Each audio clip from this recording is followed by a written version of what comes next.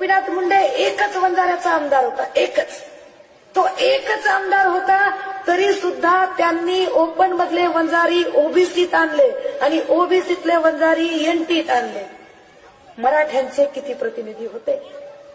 अरे सगळ्यात जास्त महाराष्ट्रात मुख्यमंत्री कुणाचे झाले? मराठ्यांचे. उपमुख्यमंत्री मराठ्यांचे, आमदार मराठ्यांचे, खासदार मराठ्यांचे, साखर कारखाने कुणाचे? मराठ्यांचे. दूध डेअरी कुणाची? मराठ्यांची. ऑइल मिल कुणाची? मराठ्यांची. पेपर मिल कुणाची? मराठ्यांची.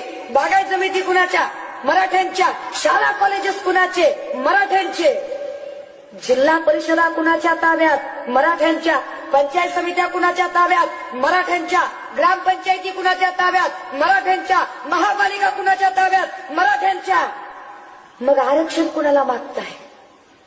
का नाटक चाललंय आरक्षणाचं? अरे जर सत्तेतच तुम्ही आहात तर कुणाला आरक्षण मागताय तुम्ही?